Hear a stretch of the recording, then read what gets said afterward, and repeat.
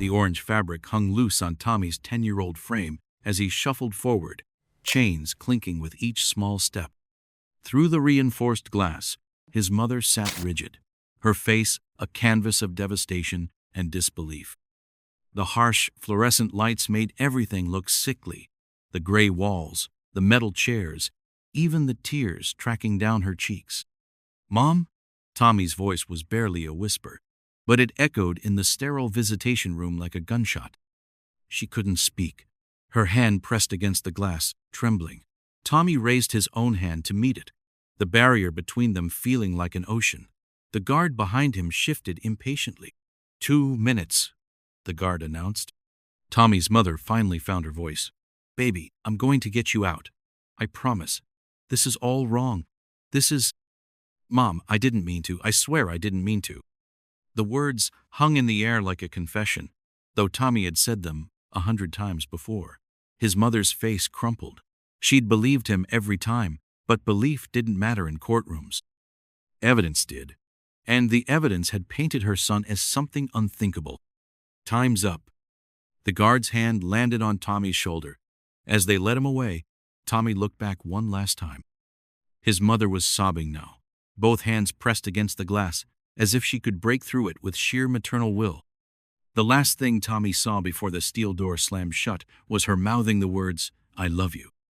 3 months earlier, the morning Tommy Westbrook's life unraveled began like any other. Corn pops and cartoons, his mom rushing around the kitchen in her waitress uniform, the neighbor's dog barking at shadows. Normalcy wrapped around their small apartment, like a comfortable blanket. "Don't forget your science project," his mother called, sliding eggs onto his plate. Sarah Westbrook worked double shifts at Mel's diner, but she never missed making Tommy breakfast. It was their sacred time. "Already in my backpack," Tommy mumbled through a mouthful of cereal. At 10 years old, he was small for his age, with unruly brown hair and eyes that seemed too large for his face. The other kids called him Mouse, but not always meanly. Tommy had a way of making friends easily, his quiet humor and loyalty earning him a place even among the rougher boys. "And remember, straight home after school. Mrs. Chen is watching you until I get back from my shift." Tommy nodded, already lost in thoughts about the solar system model he'd spent 3 weeks perfecting. Jupiter's red spot had taken 4 attempts to get right. The walk to Riverside Elementary took 15 minutes. Tommy knew every crack in the sidewalk, every loose fence board, every house where dogs would bark. He knew which yards had the best climbing trees and which streets to avoid when the older kids were looking for someone to hassle. Riverside was a forgotten corner of the city where strip malls went to die and dreams got deferred indefinitely. The school itself was a testament to good intentions and budget shortfalls, portable classrooms that had been temporary for 15 years, textbooks held together with duct tape, and a playground where the swings creaked like ghost stories. Tommy liked school, though. Mrs. Patterson made learning feel like discovery, and the library was a sanctuary where nobody cared if you were small or poor or different. He spent lunch hours there sometimes, lost in books about space exploration and ancient civilizations, worlds where being smart mattered more than being strong. His backpack bounced against his shoulders as he walked, heavy with the solar system project and dreams of becoming an astronaut. NASA didn't care if you were called Mouse, he reasoned. In space, everyone was small. The morning air smelled like spring-cut grass and possibility. Tommy waved to Mr. Kozlowski, who was always working on his '67 Mustang, and petted Lucy, the Hendersons' ancient golden retriever, who waited by the fence for daily scratches. He didn't know that by sunset, he'd be sitting in a police station, his hands stained with blood that wouldn't wash off. The catalyst, Marcus Delroy, was 12, built like a linebacker, and had been held back twice. He ruled the playground through a combination of size and casual cruelty. Most kids had learned to give him wide berth, but Tommy's best friend, Jake, hadn't gotten the memo. It started over a basketball. Jake had brought his brother's signed Lakers ball to school, a prized possession he shouldn't have taken. Marcus wanted it. Jake said no. The confrontation happened after school, in the vacant lot behind the old foster house. Tommy had been walking home when he heard Jake screaming, "Give it back." Jake's voice was high with panic. Tommy rounded the corner to find Marcus holding the basketball high above his head while Jake jumped uselessly, trying to reach it. 3 of Marcus's friends formed a loose circle, laughing. "Come on, Marcus," Tommy said, stepping forward. His voice shook, but he kept walking. "That's not yours." Marcus's attention shifted. "Look who it is. Mouse wants to play hero." What happened next would be debated in courtrooms and examined by child psychologists. Tommy remembered fragments. Jake crying, Marcus shoving him to the ground, the basketball rolling away. He remembered Marcus's friends holding Jake down while Marcus kicked him. He remembered his own voice, thin and desperate, begging them to stop. And he remembered the rock.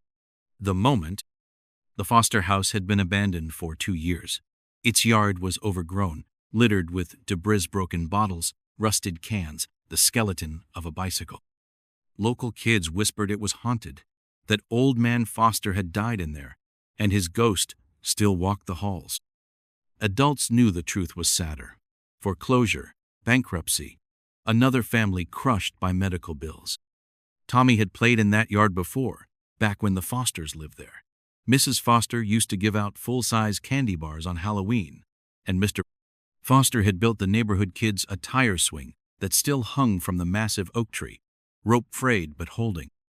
Now the windows were boarded, the paint peeling like diseased skin. The yard had become a repository for unwanted things and apparently for violence.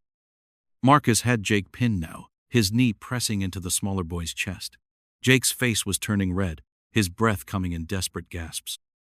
The basketball lay forgotten in a patch of dead grass, its importance suddenly meaningless. "Please," Jake wheezed. "Can't breathe."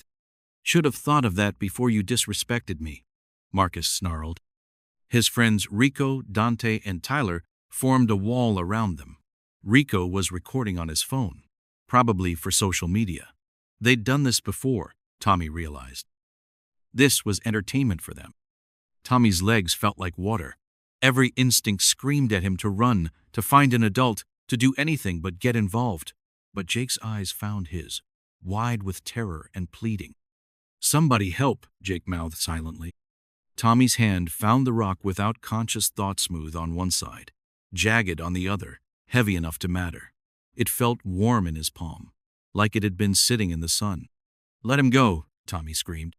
Marcus turned, saw the rock, and laughed. "What are you going to do, Mouse? Throw that at me?" Tommy didn't throw it. He ran forward, arm raised. Marcus was still laughing when the rock connected with his temple. The sound was wet and final. Marcus dropped instantly, his body hitting the ground with a thud that seemed to echo forever. Blood pooled beneath his head, darker than Tommy had imagined blood could be. The world stopped. Jake scrambled away. Marcus's friends stood frozen, their mouths open in silent screams. And Tommy stood there, the rock still in his hand, watching Marcus's chest rise and fall, then stop. Someone was screaming. Tommy realized it was him. The system. The police arrived, 17 minutes after Marcus Delroy's heart stopped beating. By then, half the neighborhood had gathered. Tommy sat on the curb, the rock beside him, his hands red and sticky. He hadn't tried to run. Where would a 10-year-old run to? The first responders worked on Marcus for 12 minutes. Tommy watched them pump his chest, inject things into his arms, shout medical terms he didn't understand. He kept waiting for Marcus to sit up, to laugh, to reveal this was all an elaborate prank. But the blood kept spreading, dark and real against the concrete. Mrs. Delroy arrived before the police. Her scream cut through the crowd like a blade raw, primal, the sound of a mother's world ending. She tried to rush to Marcus, but the paramedics held her back. Then she saw Tommy. "You?" she shrieked, lunging forward. "You killed my baby! Monster! Monster!" Neighbors held her as she collapsed, her body racked with sobs. Tommy wanted to explain, wanted to say he was sorry, but his voice had died somewhere in his throat. He could only sit there, small and terrified, as the weight of what he'd done settled over him like a burial shroud. "Son, we need you to come with us," Officer Daniels said gently. He was a father himself, had a daughter Tommy's age. The horror in his eyes would haunt him for years. They didn't handcuff him. He was too small for their regular cuffs anyway. Officer Daniels led him to the patrol car, one hand on his shoulder, gentle but firm. The crowd parted, some faces showing sympathy, others disgust. Someone spat at Tommy's feet. "Baby killer," a voice hissed. The ride to the station was silent except for the radio chatter. Tommy stared out the window, watching his neighborhood pass by the corner store where he bought candy, the basketball court where older kids played, his own apartment building. Everything looked different now, tainted by what he'd done. The interrogation room was cold and smelled like old coffee and fear sweat. They'd brought him a juice box and a bag of chips, as if snacks could somehow make this normal. Tommy hadn't touched either. His hands still felt sticky, though they'd let him wash them 3 times. "We need to ask you some questions, Tommy," Detective Martinez said. She had kind eyes but wore them like a mask. "Your mom is on her way, but we need to understand what happened." "I want my mom," Tommy whispered. "She'll be here soon. Can you tell us about the rock?" The door burst open before Tommy could answer. His mother arrived like a hurricane, still in her waitress uniform, her face a map of panic and disbelief. "Don't say anything," she shouted, wrapping Tommy in her arms. "He's 10 years old. He wants a lawyer. We want a lawyer." "Ma'am, we're just trying to understand." "He's a baby," Sarah Westbrook's voice cracked. "Whatever happened, he's just a baby." But as they read Tommy, his rights that seemed absurd when applied to a child who still slept with a nightlight, everyone in that room knew the truth. In the eyes of the law, Tommy wasn't a baby anymore. He was a defendant. "He's 10 years old," Sarah Westbrook screamed at anyone who would listen. "He's a baby. This was an accident." But the prosecutor, Janet Hawthorne, saw it differently. In an election year, with youth violence making headlines, she couldn't afford to look soft. The charge came down, second-degree murder. The defendant demonstrated clear intent when he picked up the weapon, she would argue. This wasn't self-defense. This was revenge. The trial lasted 3 weeks. Tommy, drowning in an oversized suit his mother had borrowed, sat silently as experts debated his maturity, his intent, his understanding of consequences. Jake testified that Marcus had started it, but Jake hadn't thrown the rock. The other boys claimed Tommy had attacked without provocation. The jury, 12 adults who'd never lived in Tommy's neighborhood, never walked his streets, deliberated for 6 hours. Guilty. The machine, the juvenile justice system, they said, was about rehabilitation. But the facility where they sent Tommy looked more like a prison than a school. Concrete walls, barbed wire, guards who'd grown tired of distinguishing between children and criminals. Tommy learned quickly. Keep your head down. Don't make friends. Trust no one. The other boys, some genuinely dangerous, others just unlucky, operated by rules Tommy didn't understand. He was the youngest, the smallest, the one who'd killed another kid. That made him either a target or someone to fear. His mother visited every week, driving 3 hours each way. She'd quit her job at the diner, taken night shifts at a warehouse to afford gas money and a lawyer for appeals. Each visit, she looked older, grayer, more defeated. The visiting room was a study in desperation. Families crowded around small tables, trying to compress love into hourly increments. Children who barely recognized fathers they saw once a month. Girlfriends aging out of loyalty. Mothers like Sarah, holding on with fingernails and prayer. "How are you eating?" she'd ask every week. "Are you sleeping? Are the other boys? Are they leaving you alone?" Tommy would lie. "I'm fine, Mom. The food's okay. I'm making friends." In truth, he'd lost 15 pounds. Sleep came in fragments, interrupted by nightmares and the constant noise of confined adolescence. He'd been in 3 fights he'd lost. One he'd won by biting another boy's ear until it bled. The guards called it adjustment. "Mr. Paulson says we have a chance." She'd whisper through the glass, the same words every week like a mantra. "The judge might reconsider. You were protecting Jake. It was an accident." Paulson was their 3rd lawyer. The first 2 had dropped the case when Sarah couldn't pay. Paulson was young, idealistic, working pro bono. He filed motion after motion. Ineffective counsel. psychological evaluation, sentence reconsideration. Each one denied. There's new research, Sarah would say, clutching printouts from the internet, about brain development. Children can't understand consequences like adults. Your prefrontal cortex. Mom, Tommy would interrupt gently. It's okay. But it wasn't okay. Tommy had stopped believing in justice the day they'd led him away in handcuffs. He'd thrown one rock for 3 seconds of violence and received 10 years in return. He'd be 20 when he got out. His childhood wasn't just over, it had been amputated. The appeals piled up like autumn leaves, each one withering with rejection. The media had moved on to newer tragedies. The crowdfunding page for Tommy's defense had stalled at 3-0. Sarah worked 60-hour weeks, her body breaking down under the strain, her savings draining into legal fees and gas money. I'm going to get you out, she'd promise at the end of every visit, pressing her palm against the glass. Tommy would match her hand with his own, smaller, paler from lack of sunlight. I know, Mom. They both knew he was lying. The breaking. 6 months in, Tommy stopped talking. The counselors called it selective mutism, a trauma response. His mother begged him to speak, but words felt pointless. What was there to say? That he was sorry? He'd said that he didn't mean to? Nobody believed him. The incident that finally broke him wasn't dramatic. No fights, no riots. Just a Thursday afternoon in the cafeteria when news came that his appeal had been denied. The latest one had seemed promising new evidence about adolescent brain development, expert testimony about impulse control in children. Paulson had been optimistic. The guard delivered the news casually, like mentioning the weather. Westbrook, your lawyer called. Appeal got shot down. Better luck next time.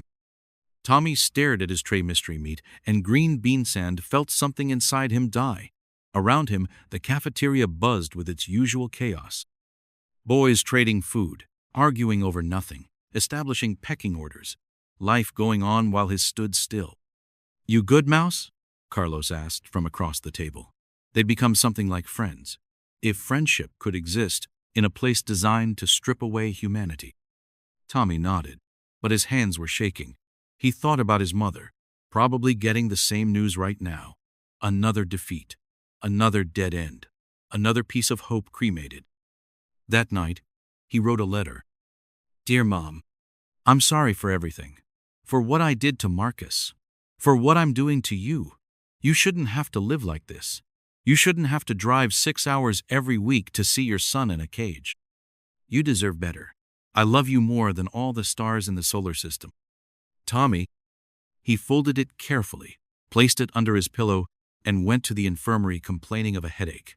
The night nurse, distracted by a fight in D block, didn't watch him closely enough. Tommy palmed a handful of sleeping pills meant for Derek, a 17-year-old with chronic insomnia. He didn't try to escape the facility, just his own mind.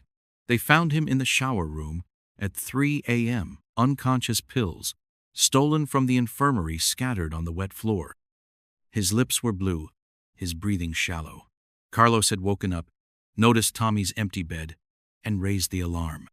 Don't you die on me, Mouse, Carlos had shouted, performing CPR he'd learned on the streets until the medical team arrived. Don't you fucking die. He woke up in the medical wing, restrained, a tube down his throat. His mother was there, special permission granted for the emergency. She was holding his hand, her tears falling on his arm. Please, she whispered. Please don't leave me. You're all I have. Tommy squeezed her hand, but couldn't meet her eyes. He'd taken everything from Marcus Delroy. Now he was taking everything from her, too. The spiral. The state moved Tommy to a psychiatric facility after the attempt. Greenwood Behavioral Health Center was painted in cheerful colors, as if yellow walls could cure despair.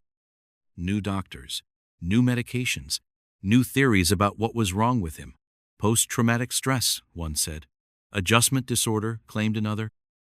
Deep-seated aggression issues, argued a third. Dr. Rebecca Chen was different. Young, earnest, she actually listened when Tommy spoke. In their sessions, she'd sit on the floor with him, eye level, treating him like a person rather than a case study. Tell me about the solar system project, she said one day. Tommy blinked. No one had asked about that since before. Jupiter's red spot took 4 tries, he said quietly. I kept making it too orange. It's not orange. It's red, brown, like rust in storm clouds. You sound like you really loved that project. I wanted to be an astronaut. The words felt strange, like speaking about someone else's dreams. NASA doesn't care how big you are. In space, everyone floats. Dr. Chen made notes, but not in the frantic way other doctors did. What else did you love? Before? Before. The word contained multitudes. Before he was a murderer. Before orange jumpsuits. Before his mother aged a decade in 3 years. Reading. Science. My mom's pancakes on Sundays. Tommy's voice cracked. Jake and I were going to build a robot for the science fair. You still can. Maybe not with Jake, but I killed someone. The words fell like stones. I'm not going to build robots. I'm not going to space. I'm not going to be anything except what I am. Tommy knew the truth. He wasn't sick. He was a 10-year-old boy who'd made a terrible mistake, trapped in a system designed for adults. Every therapy session, every group meeting, every mandated activity reinforced the same message. He was broken, dangerous, in need of fixing.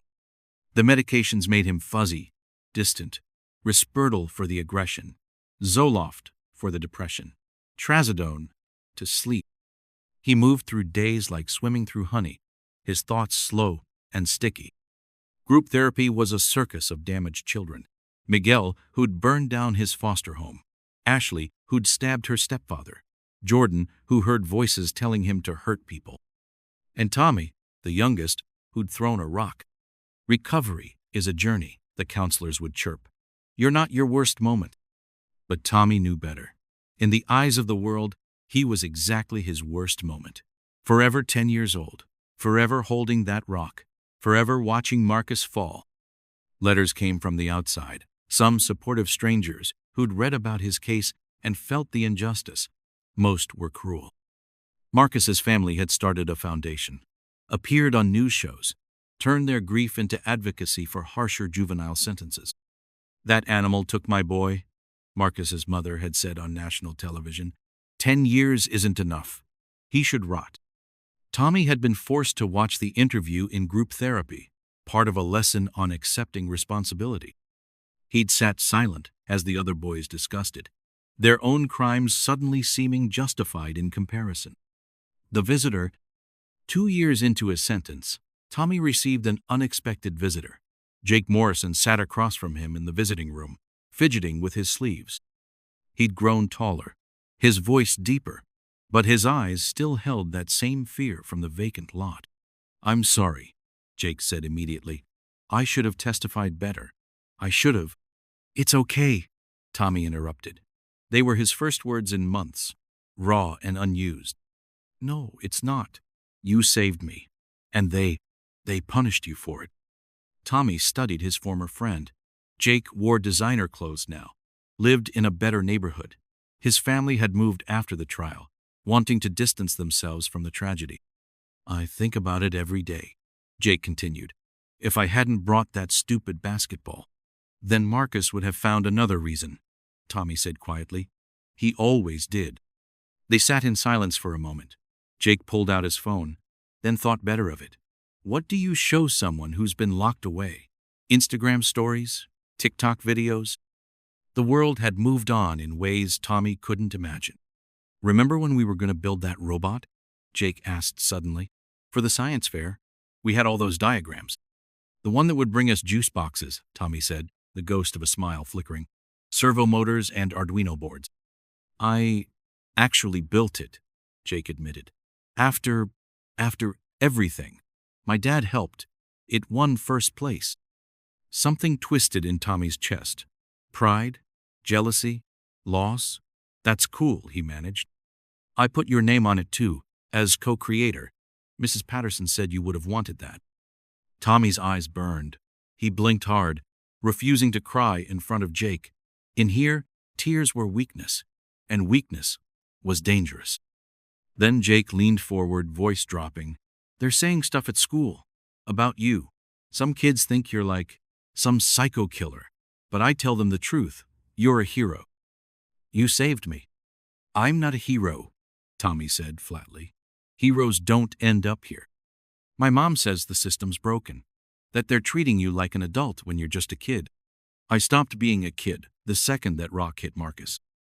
Jake's face contorted with guilt. I testified. I told them everything. How Marcus was choking me. How scared I was. How you were just trying to help. But that prosecutor, she twisted everything. Made it sound like you wanted to hurt him. Maybe I did, Tommy said, the words tasting like ash. For a second, when I saw him hurting you, maybe I wanted him to stop so bad that I didn't care how. That doesn't make you a murderer. That makes you human. They sat in silence for a moment. Then Jake leaned forward. I'm gonna be a lawyer, he said, fierce determination in his voice. When I grow up, and I'm gonna help kids like you. Kids who get screwed by the system. Tommy wanted to believe him, but he'd learned that good intentions weren't enough. Jake would grow up, go to college, forget about the boy who'd saved him. That's what people did, they moved on. Only Tommy was frozen in time, trapped in the moment that rock left his hand. You should go, Tommy said finally. You don't want to be here too long. People might think things. Jake stood reluctantly. At the door he turned back. I won't forget you, Tommy. I promise. Tommy watched him leave, knowing it was a promise Jake couldn't keep. The world had a way of making people forget uncomfortable truths, and Tommy Westbrook had become a very uncomfortable truth. The decision. By year 3, Tommy had attempted suicide twice more. Each time, they'd brought him back, adjusted his medications, increased his monitoring. He became a case study, a cautionary tale, a number in a system that counted beds filled rather than lives saved. His mother aged a decade in those 3 years. She'd developed heart problem stress, the doctors said. She'd mortgaged her apartment for legal fees, sold everything valuable, worked herself to exhaustion, all for appeals that went nowhere. The final visit came on a Tuesday. Tommy knew something was wrong the moment he saw her. She was pale, shaking, clutching a letter. Baby, she said, her voice breaking, I'm sick, really sick. The letter was from her doctor, advanced cardiac disease, likely caused by chronic stress. She needed surgery she couldn't afford, rest she couldn't take. I'm going to be okay, she lied, but I might not be able to visit for a while. Tommy stared at her through the glass. His mother, who'd never missed a visit, who'd sacrificed everything, who was dying because of him. That night, he made his decision. Tommy lay on his narrow bed, staring at the ceiling. The facility was never quiet footsteps in hallways, doors buzzing open and closed, the distant sound of someone crying or yelling. But inside his head, everything had gone silent. He thought about his mother's last words, I might not be able to visit for a while. A lie wrapped in hope like so many others. He knew the truth. She was dying, and he was killing her. Every visit, every failed appeal, every dollar spent on lawyer Solivet was draining her life away. He thought about Marcus's mother on TV, calling him an animal. Maybe she was right. Animals acted on instinct, without thinking of consequences. Wasn't that exactly what he'd done? He thought about Jake, promising not to forget. About Dr. Chen trying so hard to reach him. About Carlos, who'd saved his life in the shower room. About all the people trying to help him find a way forward. But there was no forward, not for him. The system had decided he would pay for 3 seconds of violence with 10 years of his life. By the time he got out, his mother would be gone. His childhood would be a memory. His dreams of space and robots and science fairs would be dust.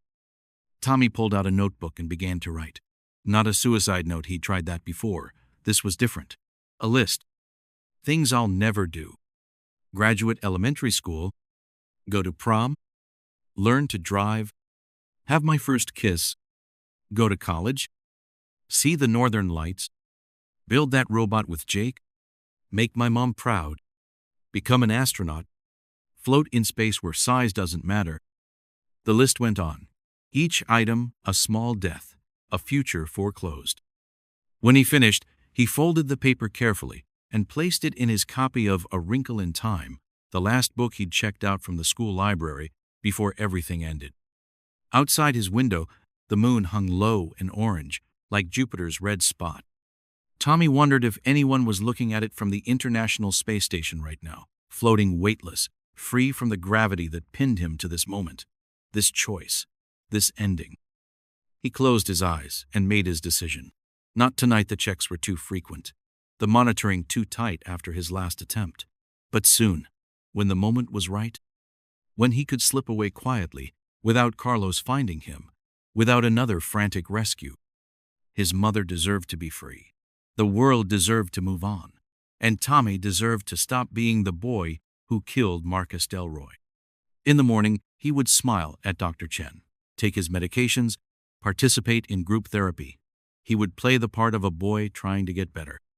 But inside, the decision was made, solid as the rock that had started everything.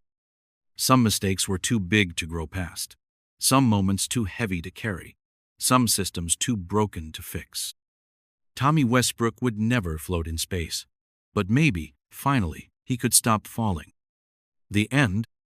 They found Tommy in his cell at dawn. He'd used his bedsheet, tied to the ventilation grate. No note, no final words. Just a 10-year-old boy who'd run out of hope.